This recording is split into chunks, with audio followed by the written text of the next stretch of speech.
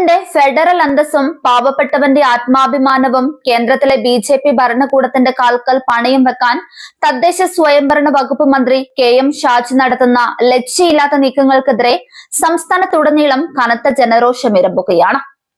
ഭവനരഹിതർക്ക് നൽകുന്ന വീടുകളിൽ കേന്ദ്ര സർക്കാരിന്റെ എംബ്ലവും പ്രധാനമന്ത്രി നരേന്ദ്രമോദിയുടെ ചിത്രവും നിർബന്ധമായും പതിപ്പിക്കണമെന്ന ബി.ജെ.പിയുടെ ഫാസിസ്റ്റ് ധാർഷ്ട്യത്തിന് ദാസ്യവേല ചെയ്യുന്ന മന്ത്രിയുടെ നിലപാട് കേരളത്തിന് ശാപമായി മാറിയിട്ടുണ്ട്.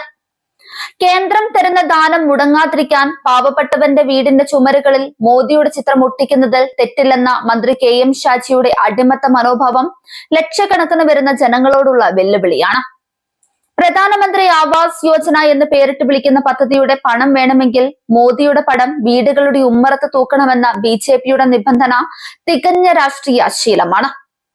രാജ്യം ഭരിക്കുന്ന ഒരു പ്രധാനമന്ത്രി സ്വന്തം കീശയിൽ നിന്നുള്ള പണം എടുത്തല്ല ജനങ്ങൾക്ക് വീട് നൽകുന്നത്, മറിച്ച് സാധാരണക്കാരൻ നൽകുന്ന നികുതി പണമാണ് ഇതിനായി വിനിയോഗിക്കുന്നത്.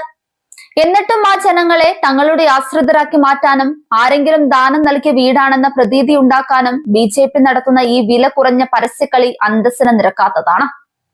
കേന്ദ്രവുമായി ഒരു അൺഹെൽത്തി ഡിബേറ്റിലേക്ക് പോകാൻ തങ്ങൾ ഉദ്ദേശിക്കുന്നില്ലെന്ന മന്ത്രി ഷാജിയുടെ പ്രസ്താവനയിലൂടെ ബി.ജെ.പിയുടെ ഭീഷണികൾക്ക് മുൻപിൽ ഈ സർക്കാർ പൂർണ്ണമായും നട്ടെല്ല് വളച്ചു കഴിഞ്ഞു എന്ന് വ്യക്തമാവുകയാണ്. മുൻപ് കോൺഗ്രസ് ഭരണകാലത്തും ഇങ്ങനെയൊക്കെ ഉണ്ടായിരുന്നു എന്ന് ന്യായീകരിക്കുന്ന മന്ത്രി ബി.ജെ.പിയുടെയും കോൺഗ്രസിന്റെയും അതേ ജനവിരുദ്ധ കോർപ്പറേറ്റ് പാതയിലാണ് താനും സഞ്ചരിക്കുന്നതെന്ന് പരസ്യമായി സമ്മതിച്ചിട്ടുണ്ട്.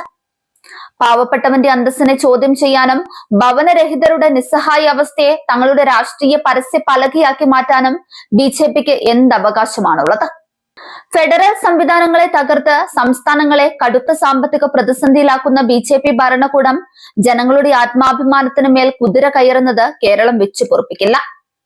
മന്ത്രി കെ.എം. ഷാജിയുടെയും കേന്ദ്രത്തിലെ ബി.ജെ.പി. ഭരണകൂടത്തിന്റെയും ജനദ്രോഹ നിലപാടുകൾ ചർച്ചയാകുമ്പോൾ മനുഷ്യന്റെ ആത്മാഭിമാനത്തിന് ഒന്നാം സ്ഥാനം നൽകിയ മുൻ LDF സർക്കാരിന്റെ വിപ്ലവാത്മകമായ നിലപാടാണ് വീണ്ടും ജനമനസ്സുകളിൽ തിളങ്ങി നിൽക്കുന്നത്. വീട് ലഭിക്കുന്നവരുടെ അന്തസ്സിനെ ചോദ്യം ചെയ്യുന്ന യാതൊരു നടപടിയും തങ്ങൾ അംഗീകരിക്കില്ല എന്ന് കൃത്യമായ നട്ടലോടെ പ്രഖ്യാപിച്ച ഭരണപക്ഷമായിരുന്നു LDF. ആരെങ്കിലും ദാനം നൽകിയ വീടാണെന്ന ബോർഡ് ജനങ്ങളുടെ നെഞ്ചിൽ കുത്തിവെക്കാൻ ഇടതുപക്ഷം തയ്യാറായിട്ടില്ല. അതിന്റെ ഫലമായി കേന്ദ്രത്തിന്റെ യാതൊരുവിധ ലോഗോകളോ ഫോട്ടോകളോ ഇല്ലാതെ 3 ലക്ഷത്തിലധികം വീടുകളാണ് പൂർണ്ണമായ ആത്മാഭിമാനത്തോടെ LDF സർക്കാർ ജനങ്ങൾക്ക് പൂർത്തിയാക്കി കൊടുത്തത്. ലോഗോ വെക്കാത്തതിന്റെ പേരിൽ കേന്ദ്രവിഹിതം തടഞ്ഞുവെച്ച് കേരളത്തിലെ പാവപ്പെട്ടവരെ പട്ടിണിക്കിടാൻ ബി.ജെ.പി. നോക്കിയപ്പോഴും ജനങ്ങളുടെ അന്തസ്സിന് കാവൽ നിന്നത് LDF മാത്രമാണ്.